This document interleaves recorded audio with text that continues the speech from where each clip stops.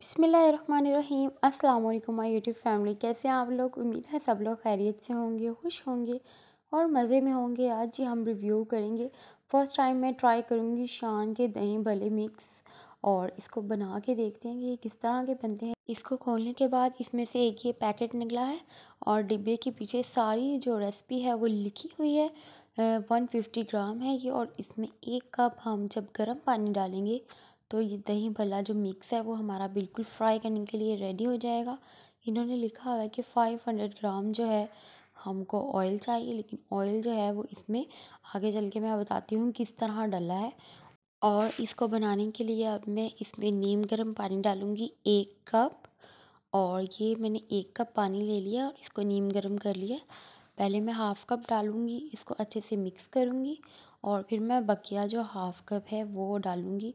यहाँ पर पानी आपने लाज़मी तौर पर मेजर करके डालना है। और अब मैं इसको अच्छे से मिक्स कर रही हूँ और बाकी हाफ़ कप भी मैं इसमें शामिल कर दूँगी और हमारा बहुत ही अच्छा सा स्मूथ सा पेस्ट जो है वो रेडी हो जाएगा। अगर आपको दही भल्लों की जो है ये शान के साशे मिक्स के अलावा रेसिपी चाहिए तब भी मुझे कमेंट्स कीजिएगा।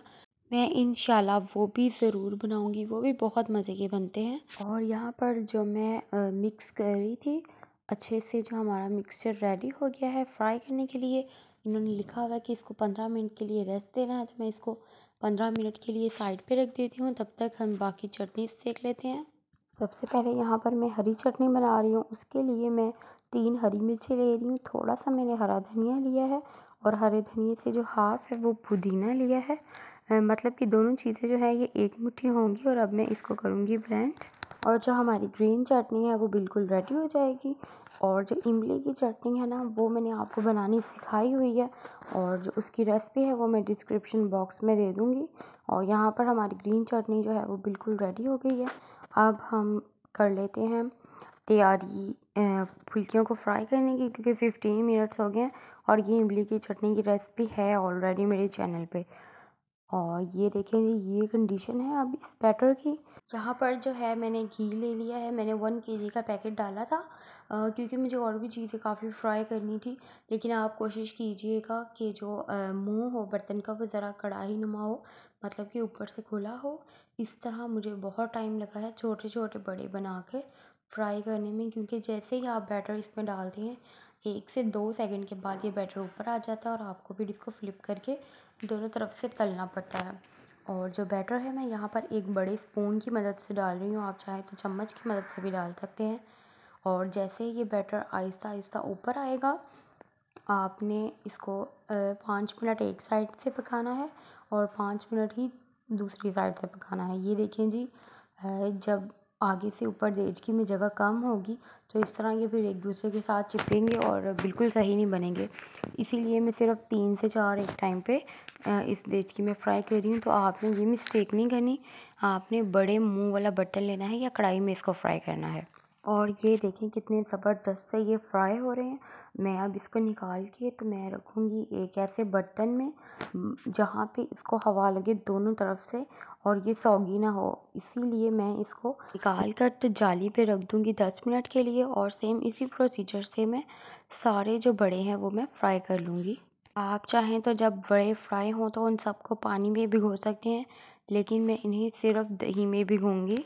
लास्ट में मैं थोड़ा सा पापड़ भी फ्राई कर रही हूँ। पापड़ ये समोसा पट्टी जो होती है उसका है, ताकि ऊपर से हमें एक्स्ट्रा क्रंच मिले और ज़्यादा मेहनत भी ना करनी पड़ी पापड़ बनाने के लिए। और यहाँ पर मैंने अब लिया है 1 kg से थोड़ा सा कम दही, तकरीबन 700 ग्राम ये दही है। अब इसमें मैंने शामिल किया है 1 टेबलस्पून भर के चीनी का, ताकि ये थोड़ा सा मीठा हो जाए। वैसे ये कुदरती भी जो दही है ये काफ़ी मीठा था। अब मैं इसमें जो ऑल पर क्रीम है वो शामिल करेंगे, ये ऑप्शनल है, लेकिन इससे जो टेस्ट और फ्लेवर आता है वो बहुत ज़बरदस्त आता है। मैं जब पहले बनाई थी तो मैं तब भी इसमें ये ऐड करती हूँ, तो बहुत मज़े का इससे फ्लेवर आता है। आप चाहें तो डालें, चाहें तो ना डालें। और मैंने सिर्फ क्रीम वाला डब्बा ही वॉश करके इसमें सिर्फ इतना सा ही पानी डाला है, सिर्फ इसलिए कि जो हमारे बड़े हैं उन्होंने अभी काफ़ी ज़्यादा दही जो है वो अब्ज़ॉर्ब करना है, इसीलिए मैंने दही को है काफ़ी पतला कर लिया है। अब जी हमारे बड़े रेडी हैं, दही रेडी हैं, तो मैंने ये सारे जो बड़े हैं इनके ऊपर दही जो है वो पोर कर दी है। और थोड़ी सी मैं रख रही हूँ इसमें से दही, तकरीबन आधा कप। क्योंकि अगर ये सारे अब्जॉर्ब भी कर लेंगे ना तो फिर मैं ऊपर से इसमें डाल सकती हूँ, और ये सारी यूज़ हो गई थी। और यहाँ पर देखें, अच्छे से इनको डिप करने के बाद मैं इसके ऊपर डालूँगी इमली की मज़ेदार सी चटनी, और इसके बाद फिर मैं इसके ऊपर शामिल करूँगी ग्रीन चटनी, और देन मैं इसके ऊपर पापड़ शामिल कर दूँगी जो मैंने फ्राई किया था। और हमारी जो दही बड़े हैं, इसके ऊपर बस चाट मसाला आपने डालना है और इसको सर्व कर देना है। That's it. बड़े बड़े मज़ेदार से ये बने थे। ये जो पैकेट है ये आपका काफ़ी जो टाइम है वो सेव कर देगा, और टेस्ट भी इसका काफ़ी अच्छा था। और अगर आपको घर पे बिल्कुल दाल से बड़े बनाने की रेसिपी चाहिए तो वो भी मुझे कमेंट्स में ज़रूर बताइएगा, मैं ज़रूर बनाऊँगी। ओके जी, दुआ में याद रखिएगा। टेक केयर, अल्लाह हाफिज़।